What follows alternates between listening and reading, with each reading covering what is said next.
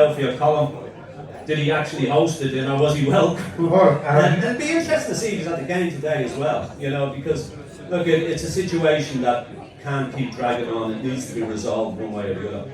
I know one thing, where there's talk that Newcastle has been up to 10 million for compensation for his release clause.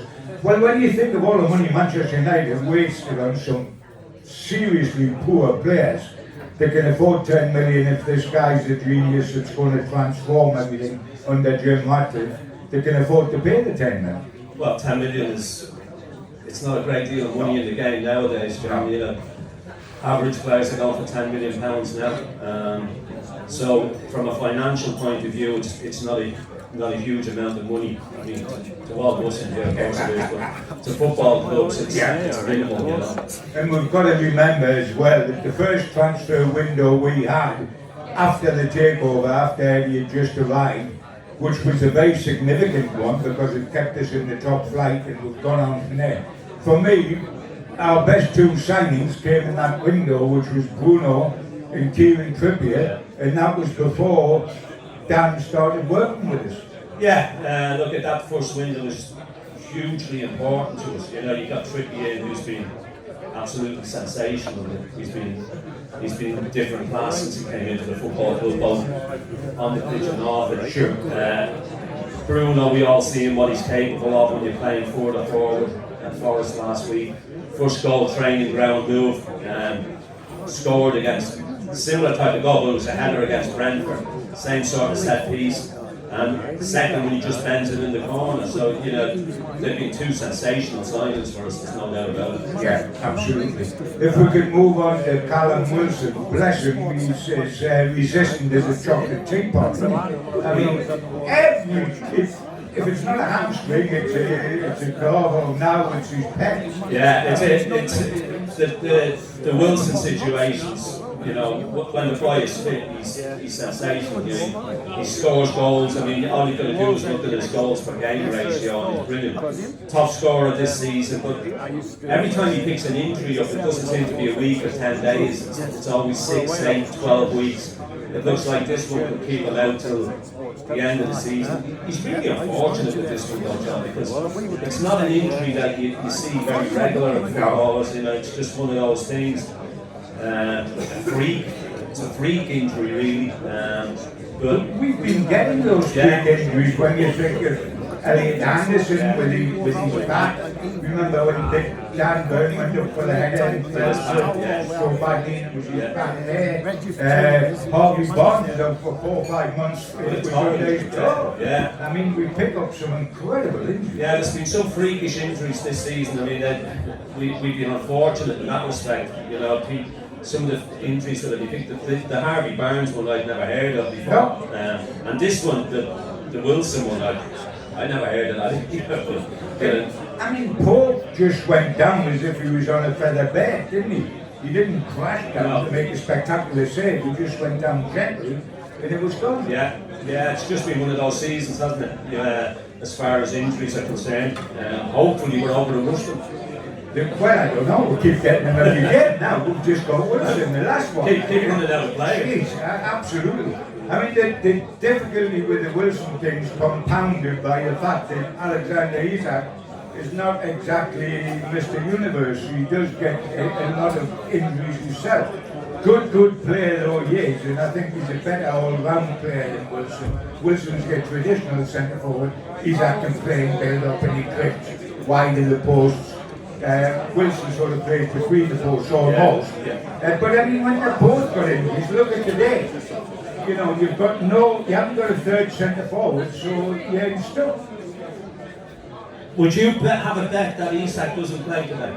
No, I wouldn't. No, either would I. I would think. Would you have a bet about anybody? You think? Because last week Gordon had not trained all week, had no chance. He started the game and played for the majority of it. And I think Murphy hasn't trained this week. I think you've got to wait till you see the team sheet. He keeps his cards very, very close to his chest. He doesn't give a great deal away. It wouldn't surprise me if Isak was fit to play. If he doesn't, you would think Gordon will probably play through the middle.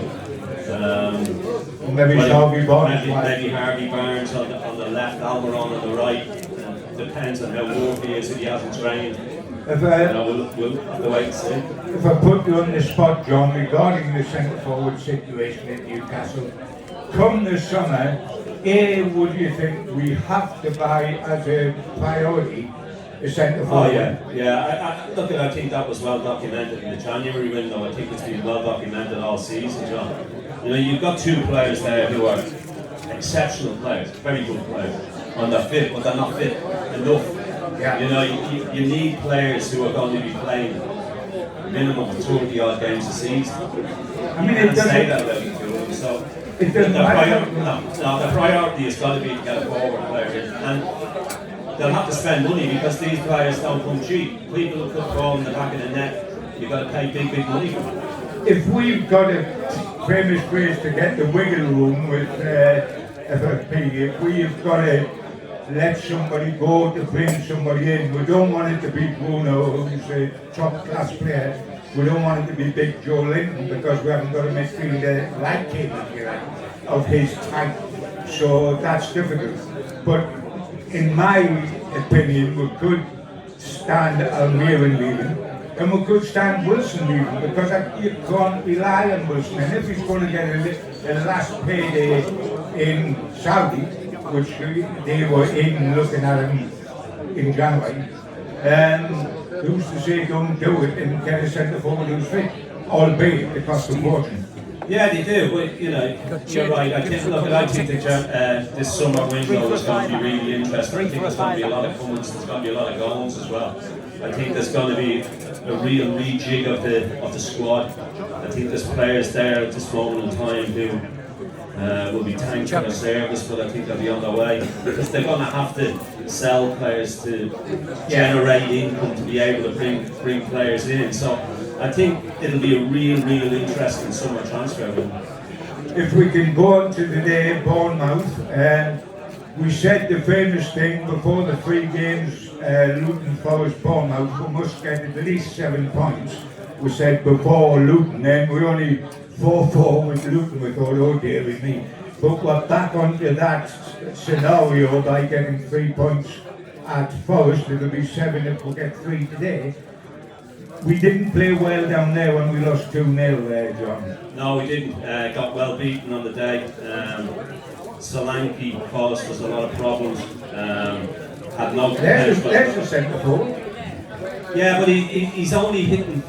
I think this is the first season that he's had double figures. You know, so do you take it on that basis, John? His previous seasons, he's always been single figures. So it's one of those, but he's had a good season this season. Hasn't scored in his last, I think it's 8 games. He doesn't get a lot of goals. So he blows hot and cold. But then Eddie likes him. He bought him from Liverpool for Bournemouth. But he likes Billing as well. He likes Kelly from there as well. He likes everybody from Bournemouth. He loves everybody. Yeah, he loves everybody. He does that. He does. But it's essential that we win today. But you look at our last 3 home games, where it has been a fortress.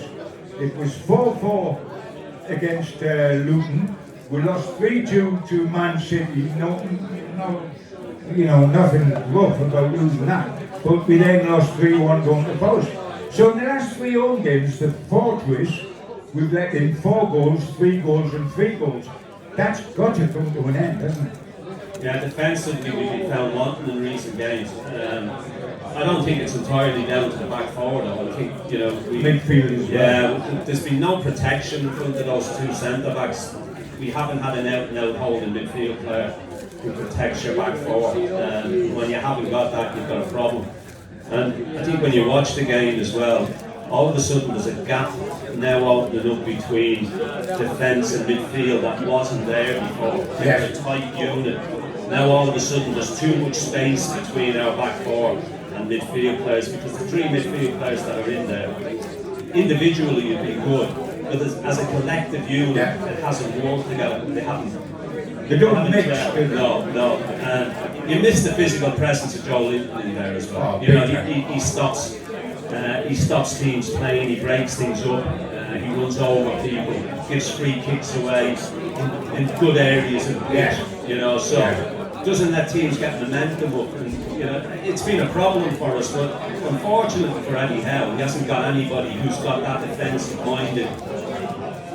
So you have to just sit there and do it, you know. So I mean, he's got to make do with what he has. We moved Bruno further forward at first, and it worked a treat in as much as he scored 2 super goals, ran the show to a great extent. I think his natural inclination is to get forward. When he's asked to play 6, he always looks to me as if he's desperate to get forward. Yeah. He gets agitated by the restraints of 6 and gets booked. Yeah. In a way, if we haven't got a centre forward today, if he's at doesn't play with Gordon, you've got to have Bruno attack the box because we've got to get goals from somewhere. Yeah, it'll be interesting to see what he does today, who he plays where. I mean, young Miley wants to get on and he's good and decent on the ball, gets it, passes it, you know, he's a good passer of the ball. Sean Longstaff covers the ground, wants to get into forward areas as well, but none of the 3 of them want to sit. You know, and that could be a problem. Forwards run off the shoulders of both Longstaff and Miley, really, doesn't it? Which is a problem. Bournemouth, they're not coming in here in the best form. They had that revival, but I think they haven't won in 5. Haven't won in 5, yeah. Haven't won in 5 in the league, so, you know, perhaps not to be feared under normal circumstances. Can we get normal service resumed today? Normal home service where we stop letting in 3 and 4 at home and actually get 3 points? It's a good question. You know, you can't keep scoring 3 and 4 goals to be winning games. I mean, we stood here the last home game against Luton, and I said we'd win 3-0, you said you'd win 2-0, and then ended up being 4 apiece. So, from a defensive point of view, we've got to tighten up. You're right, Brighton haven't won in 5. Their confidence is bound to be low. They're missing 1 or 2 as well. And you'd be bitterly disappointed if we couldn't go into that. I mean, amazingly, Eddie hasn't beaten Bournemouth in the Premier League since he came here. 3 games, 2 draws and a defeat. So that's one that's got to be put right as well, isn't it? Yeah, look, we need to win, you know. You're hoping that other teams do you favours as well, but it's all down to what you do yourself, and we need to, as you rightly said, turn St James's back into what it was before those previous 3 home games. You know, we looked a different side at St James's compared to the side away from home. We need to get back to that today. I mean, there was only Man City and Liverpool, I think, and Eddie Howe that was winning up here before. Now everybody's got a chance, and that is worrying. I mean, we'll know better what the way the game is likely to go when we get the team sheet, because that tells you who's playing and who's not. The back 4 and midfield 3 obviously pick themselves. It's what he does up top, whether Isak's fit. If Isak's fit, does he play him? Does he play Gordon in there? Does he play Barnes on the left, Almiron on the right? Is Murphy fit? You know, we just have to. Almiron was quite poor, I thought, at first. Yeah, he wasn't his usual busy self. You know, the one thing about Almiron, it's his energy levels. Gets round the pitch, closes people down, runs with the ball. But he didn't seem to have that spark at Forest, to be fair. I mean, I'm going to take 2-1 today. The only reason I haven't given them 1 is because we don't keep clean sheets. We've forgotten how to do that. But if we win today, that will do for me, because it will keep us going. And we've almost got to win because we've got Arsenal away to follow. And there's not many pickings to be had down there. And then we go to Blackburn, which is huge for us in the cup. Absolutely. I'm going 2-1. What are you thinking, John? I'm not giving a score prediction. I'm happy. Not after Luton. Not after Luton. I think we'll win. And I'm leaving it at that. I think we'll win today, but don't ask me what score it's going to be. I'll set the force winning. Enjoy your afternoon here. Get yourselves up the park. Shout for the boys. Keep the faith, boys. We'll see you at the next home game.